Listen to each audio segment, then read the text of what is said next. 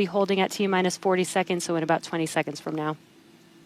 Yeah, so we'll hold there, and they'll work through these final checkouts on, sounds like just one of those Raptors on the first stage on Super Heavy, which, as you said, we're reflying it for the first time. 29 of those 33 engines have already been used in a launch, one of which has already launched twice, and will go for and its is getting ready for its third time. Right. And you just heard our flight director for the day, Joe Sliker. He just shared that we are going to hold at this T-minus 40 second mark. Keep an eye on one of those Raptor engines on booster.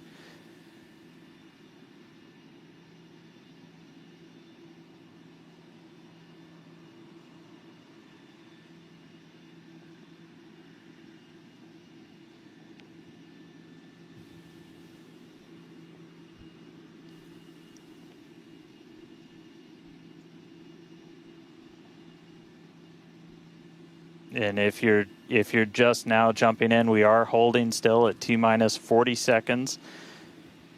Watching one engine, waiting for temperatures to kind of get to a zone that we want them to on one of the engines on the booster, on the Super Heavy booster, getting ready for its second ever flight.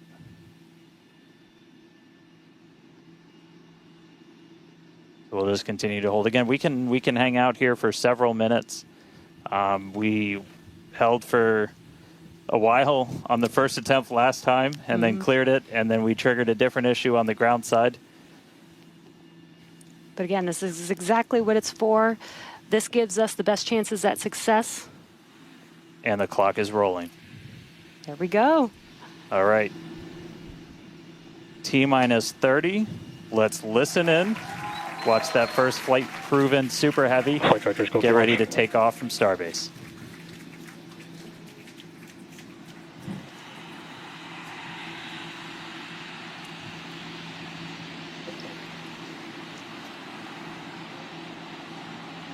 T-minus.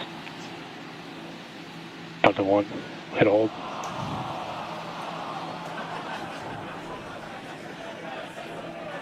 We did have a hold. And looks like the clock jumped back to T-minus 40 seconds.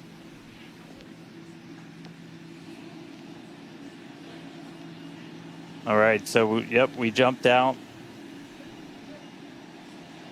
I did not see the deflector go off. So hopefully we were right at around that T-minus 10 second mark. And if we were before that T-minus 10 second mark, we do have the ability to recycle, as we mentioned earlier, back to T-minus 40 seconds.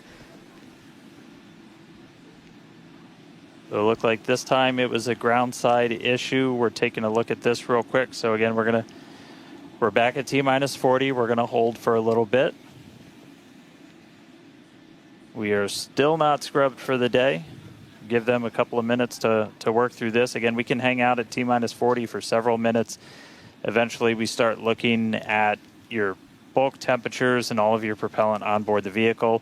We're not actively replenishing the propellant on board Super Heavy and Starship, and so you don't have essentially forever to hang out before things start to warm up, and you do want to make sure your temperature's in a really stable range for a healthy startup on Raptor engines. So they're going to work through this issue. We can continue to hold here for a couple of minutes. What's launch without a little extra added excitement?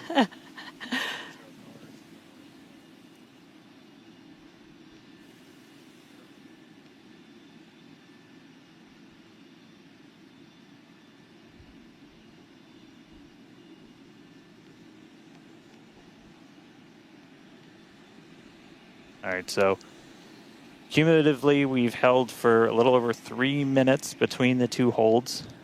Again, this is a ground side issue on our tower. The techs are looking through the data right now to see if it's something that we can either work through or if it would cause us to have to stand down. So we're continuing to hang out with them, holding at T-minus 40.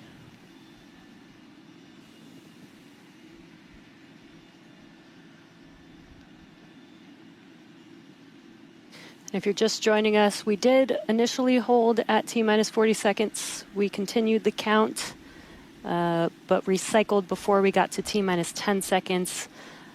And so we're back at a hold at T-minus 40 seconds. Waiting for more information. The team is checking out to see if we can continue today.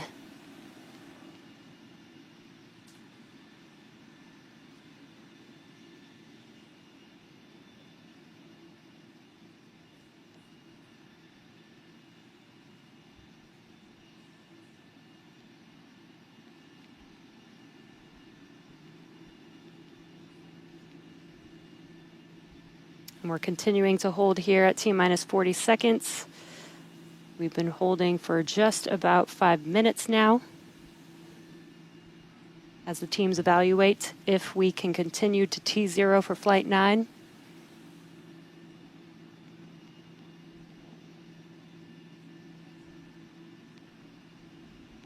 All right, so it sounds like we're coming to a resolution.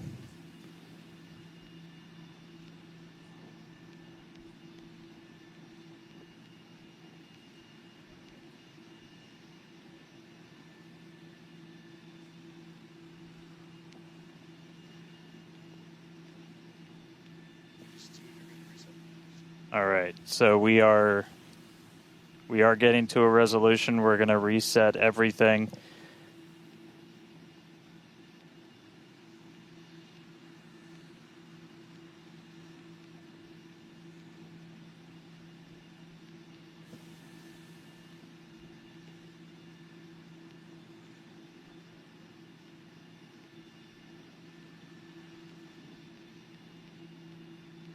All right, so we're going to see the clock. It is now rolling.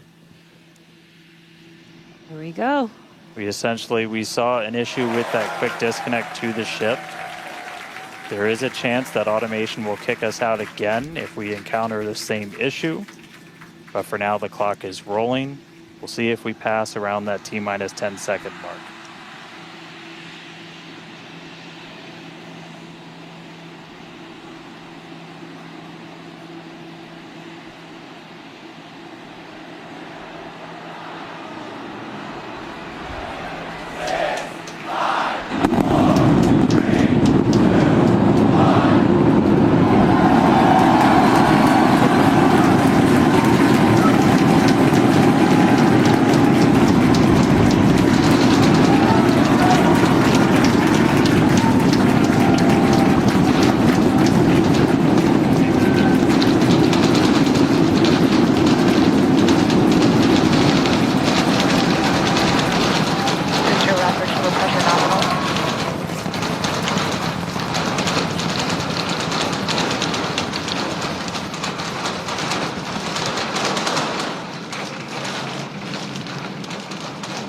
T plus 40 seconds, it's one hell of a sight from here. We see it arcing right over top of us. We see 33 out of 33 Raptor engines lit on Super Heavy as it starts to ascend skyward.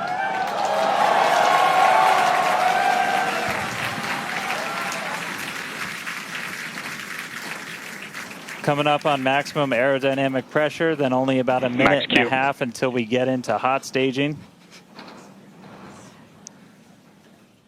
Wow, Dan, that was incredible. We could feel the building shaking here, feel the vehicle's power. Now we're just about a minute away from shutting down those engines on the booster. Again, this booster is flying for its second time today.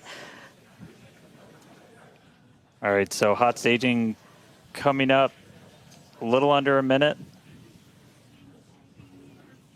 We're going to see all but the 3 center engines turn off on the booster. So our version of MECO, most engines cut off.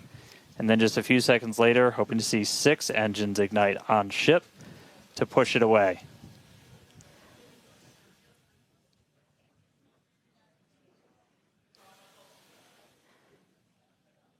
All right, hot staging, about 30 seconds.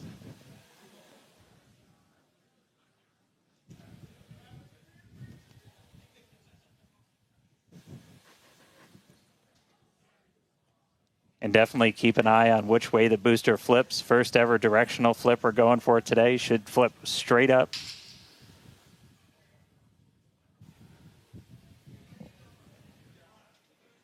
See those engines powering down? Booster engine cutoff. Ship ignition. Stage separation. Incredible flip by Super Heavy Booster, and you can see those 6 engines, those 3 engines on the ship ignited. 6 healthy Raptors running on ship, on its way to space. Peek that engine view. Booster doing the boost back. Chris, how's it looking over there in Hawthorne, man? It is looking Raptor chamber pressure is nominal. It is looking absolutely incredible here in Hawthorne. As we said, 6 healthy engines on ship. We've got 13 out of 13 engines on the booster. Now down to those 3, which is what we expect in the final moments of the boost back burn. Now, as a reminder, we are not recovering the Super Heavy booster today. We are instead going to do booster some... boost back, shutdown. And there we had a good shutdown of the boost back burn. Next up will be the jettison of that hot stage Ship ring. avionics, power and telemetry nominal. Great call out there that everything looking nominal aboard the Super Heavy vehicle, which is returning to Earth, and we're going to be doing some experiments with it, including a higher angle of attack re-entry, as well as some engine tests as it gets closer to the Gulf. We are, again, because of these tests not recovering it, we are sending it to the Gulf on purpose to do those tests. But again, you see the booster on the left-hand side of your screen. You see ship with 6 healthy engines continuing its ascent to its planned suborbital trajectory. Everything going very well so far for Starship's 9th flight. Now 4 minutes, 15 seconds in. Great views from inside of the aft engine area of ship there, looking at those 3 sea level and 3 Raptor engines on the right-hand side of your screen. The booster doing its LOX dump, that liquid oxygen dump. So because we don't need some of that liquid oxygen propellant in its tanks, we vent that propellant out to lessen the booster's mass as it comes in for its landing. Just absolutely gorgeous views watching these 2 vehicles do their respective things in the skies over Texas here today. And Dan, we're approaching the 5-minute mark into the flight. Super Heavy is descending rapidly. What can we expect here in the next few minutes as it does its atmospheric tests? Yeah, now as we had talked about, Super Heavy might not have a very smooth ride down. We're going to be putting it through this higher angle of attack. So we're kind of pitching it up a tiny bit, increasing drag. We've done this in wind tunnels. We've done this in computer modeling. It shows that sometimes the control isn't great, but only one way to really prove it out, and that's to get real-world data. So here comes Super Heavy. It should be igniting for its landing burn in just about 40 seconds from now. And we are going to relight 13 engines, then bring that down to 3 engines. As we talked about earlier, we will be intentionally shutting down.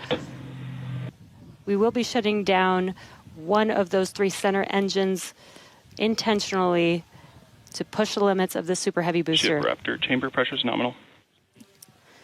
And continuing to see 6 healthy engines on the ship. 3 sea level and 3 vacuum engines still ignited as the Super Heavy booster is making its way back down to Earth. We can see those grid fins doing some heavy work. Booster landing startup. Ignited for our landing burn.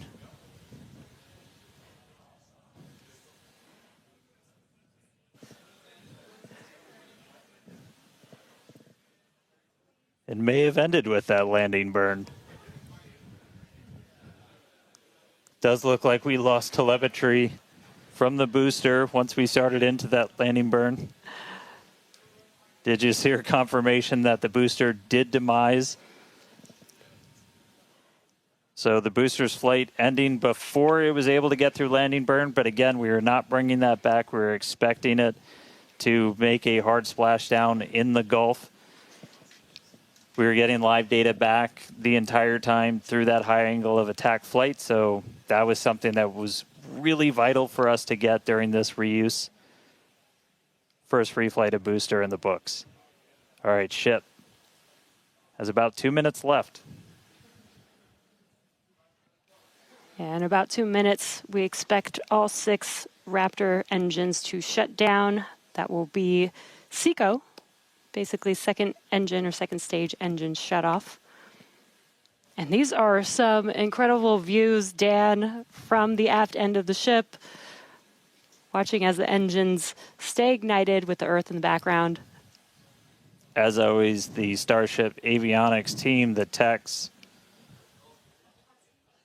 I think we just heard the booster. But, all right, we got about a minute left into this burn. All eyes definitely on ship as we get through the final stages into its ascent. We're expecting it to start to cut those engines off in about 45 seconds.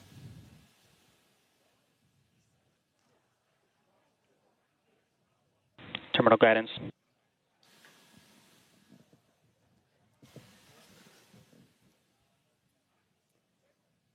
All right, just about 30 seconds to go. We're in terminal guidance in the final stages of this ascent burn. We did see shutdown of the Raptor engines. We do stagger these, so we do the Raptors first. Those 3 have shut down successfully. Sea level's still running. Ship engine cutoff.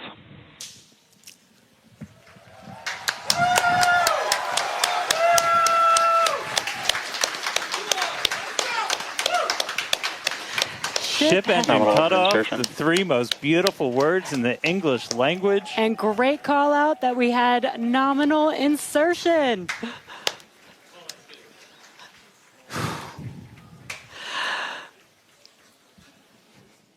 An incredible flight test so far today.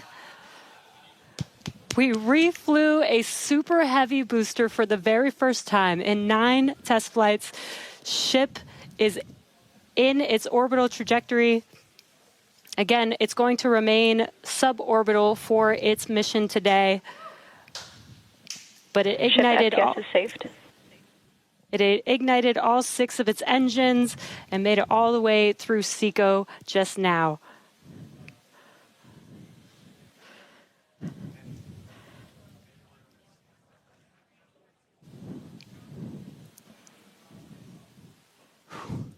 What a moment. Incredible. All right. I mean, that's still lots to come for the rest of this flight. Per usual, I need to collect myself. Hey, Chris, how's it going over there in Hawthorne, man? How's everybody doing? I think the elation and the excitement and the happiness at what we just saw achieved carried through across all of our sites. What an incredible view to see Starship back orbiting the Earth just under 11 minutes into our mission. Absolutely exciting to see all of this, and super pumped especially to see all of the team's hard work in action here today. As guaranteed, it has been an exciting evening so far for Starship's 9th test flight. We lifted off a little bit after 6:30 p.m. after a couple of holds that were triggered at the T-minus 40-second mark, but we were able to clear those, one on the Raptor, one on the tower, and we were able to lift off successfully from Starbase. 33 out of 33 Raptor engines lit on the Super Heavy, all 6 engines lit on ship, bringing it to its planned suborbital trajectory around Earth. But as Dan said, we've got a lot still coming up in our flight sequence. So coming up at about T plus 18 minutes, 26 seconds, we'll have the first deployment of simulated Starlink satellites planned from Starship. That will be followed at about T plus 37 minutes and 49 seconds by the relight of a single Raptor sea level engine in space. This is going to help us gather data on our ability to do a deorbit burn for future Starship missions that will go orbital. And then, of course, one of the biggest tests yet to come is the new heat shield modifications to Starship. And that'll start with reentry into Earth's atmosphere at about the T plus 45 minute mark, which should take about 16, 18 minutes to complete. And now today's reentry is going to test that heat shield like we said, specifically how Starship will hold up to 100 missing heat shield tiles on its thermal protection system. Now, we purposely took those 100 tiles off over very critical areas of the vehicle to be able to safely test on a flight like this suborbital trajectory into the Indian Ocean what might happen on an operational flight in those areas if we were to lose the primary heat shield tile over Starship. So very critical test coming up. And then after that, we'll have the final descent where we will again be pushing Starship to its limits. We definitely pushed the booster to its limits today to gather data, and we're going to be doing the exact same thing on that ship, seeing how the ship handles various flight conditions that we will need it to fly in as we look to one day soon bring ships back to Starbase for catch and reuse. Now, while there are payload simulators on Starship for deployment today, as we will see in a few minutes, the primary data and the primary payload for today is the data.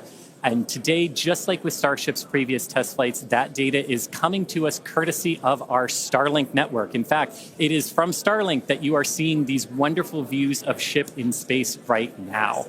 So, and I can't wait to see Starlink really provide those epic views and that data transmission during reentry, which is very, very critical to getting that data during reentry. So, Dan and Jesse, it's been an exciting day so far. There's more to come. As we get ready for Starship's first ever payload deploy, what can we expect next year in the next few minutes?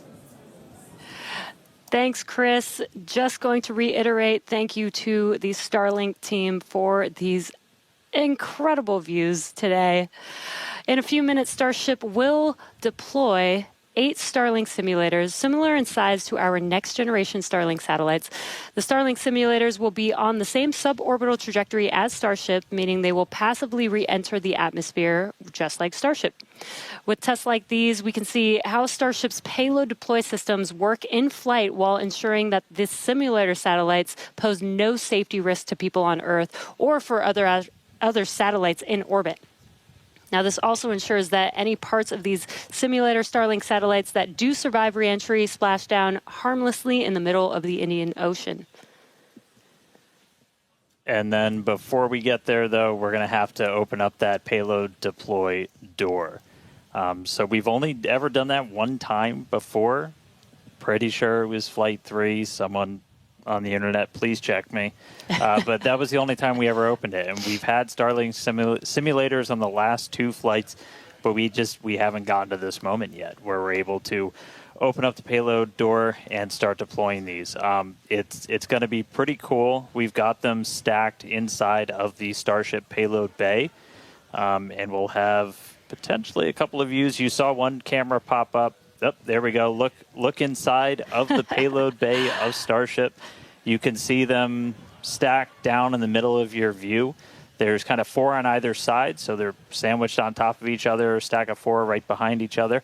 And then we're going to pop the door open. It's on the right side of your screen, so we'll see that open up and then start firing those Starlink simulators out into space.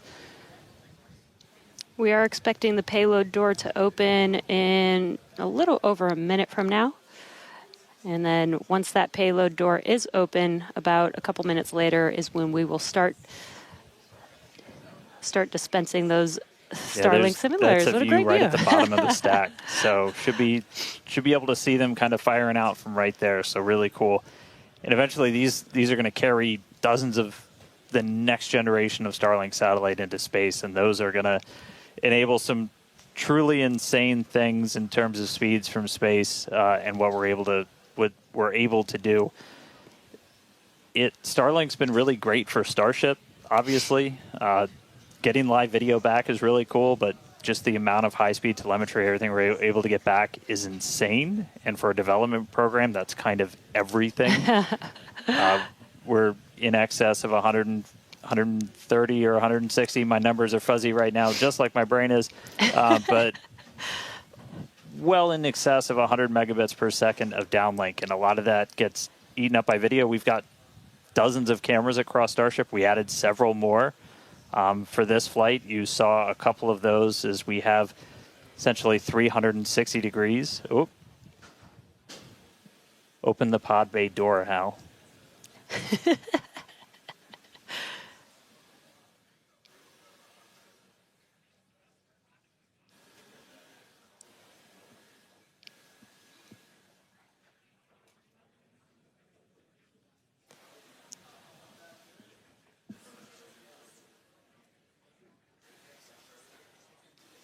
Now we are expecting the payload door to open any moment now. So we're watching out for that. Again, you're looking at the inside of Starship as it's suborbital.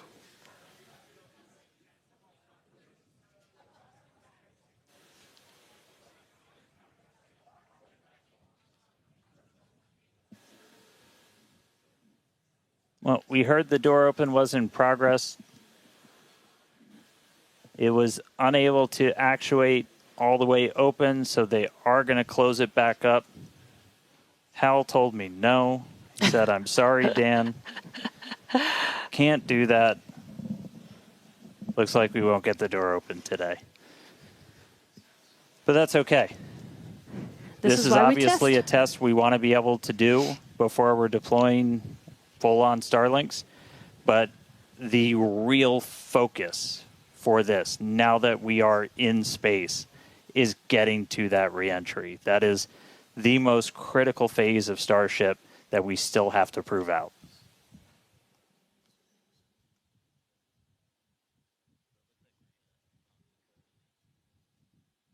All right, well, so it does look like we're not going to be able to deploy Starlinks today, but we should have pretty frequent views from Starship. They might cut in and out every once in a while, but should be pretty regular.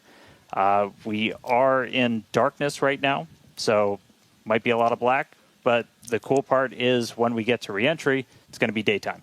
Yes, and we did that on purpose so that we can get some live daytime views as ship is returning back to Earth.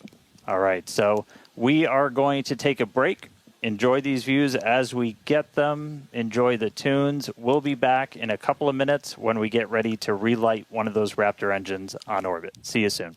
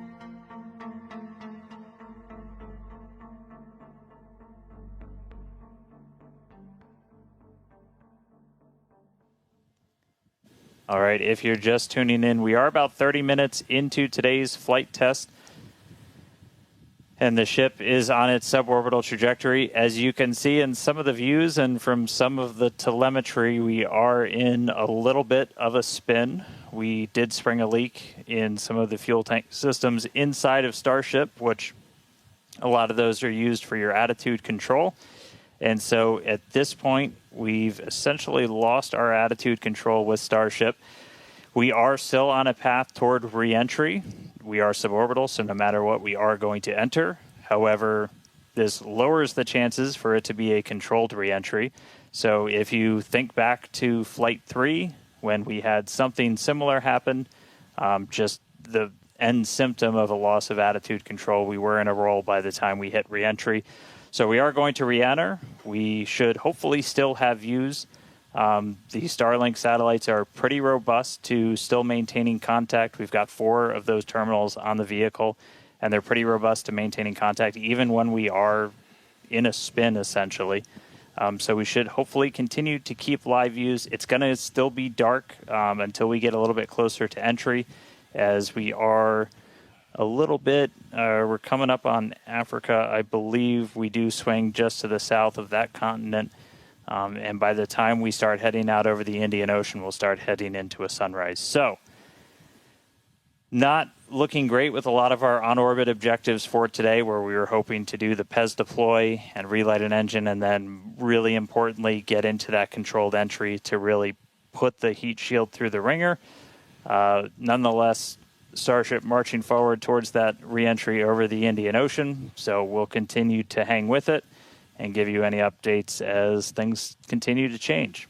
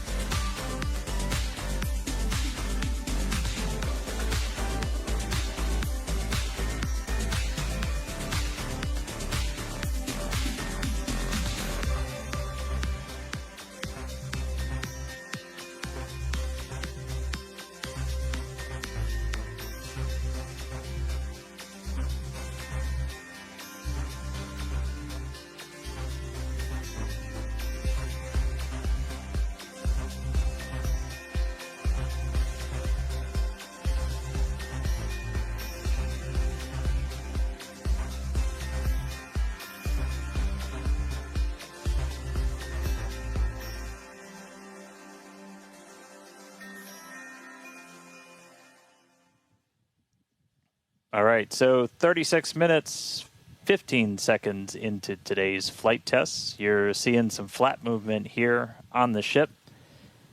If you've been following along, we have essentially lost attitude control on the ship at this point. It is suborbital, so it's still headed to the exact same trajectory as before. We were not able to get that payload door open and deploy those nose cones. We've been dealing with some leaks on the ship. This is also what led to that loss of attitude control. So at this point, we are kind of in a spin, and we are also going to be skipping that Raptor relight. If you've followed through the history of Starship, something similar happened, different cause, but same symptom back on Flight 3, where we weren't able to maintain attitude control in orbit. And so we're going to skip the relight of that Raptor engine while we're in space. We are going to still proceed with entry, but as we are not able to control the attitude of the ship, as we get into entry, it will enter in whatever orientation it is in at the time, which does not bode well for the ship's heat shield, as we're not going to be essentially aligned the way that we want to do for reentry. So it is definitely coming down. It is definitely heading to the Indian Ocean, but our chances of making it all the way down are pretty slim. So we'll still get as much data as we can. We're still getting live telemetry, live views from Starlink the entire time, and we'll continue to stick with ship as it continues on. We are about 10 minutes away or so until we start getting into entry, and the light will start to pick up as we cross the Indian Ocean, and we'll start to see a little bit more daylight, and we'll, as always, as long as we maintain that comm link, get some plasma on the way in and start to bring the Starship back through the Earth's atmosphere. So that coming up in about 10 minutes or so. So we'll check back in with everybody in a little bit.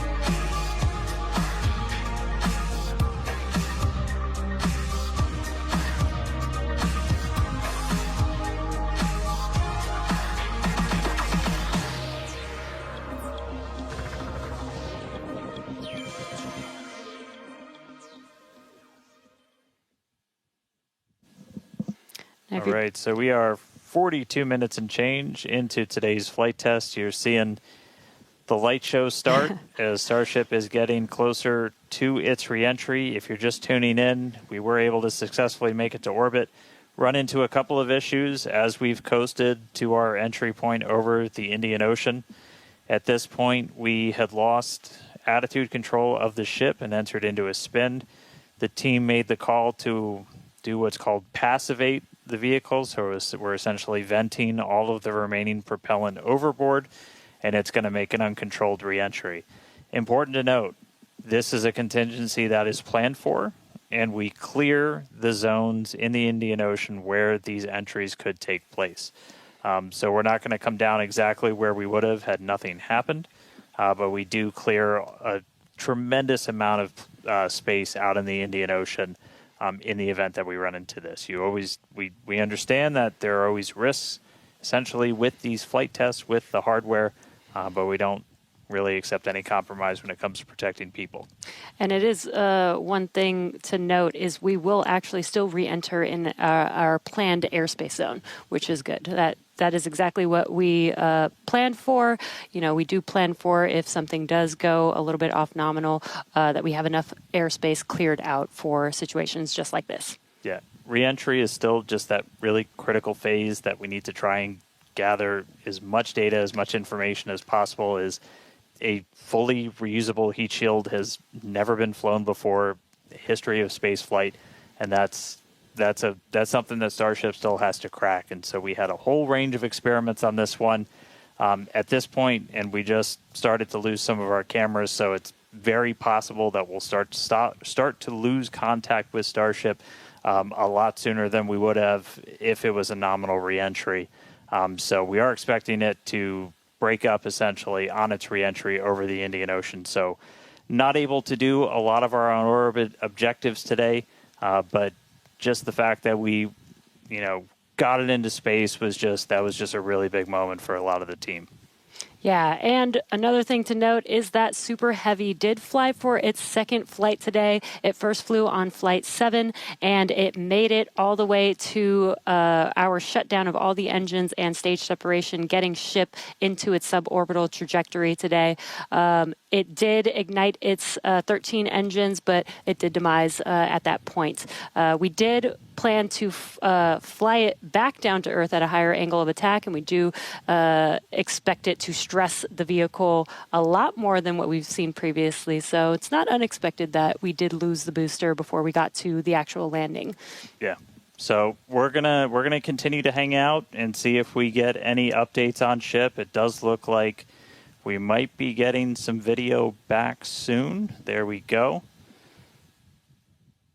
So this is a view essentially on the top part of Starship. You're looking up at the payload bay and towards the nose cone. So views are going to be a little bit scarce potentially, as again we are in essentially a tumble. We had lost that attitude control.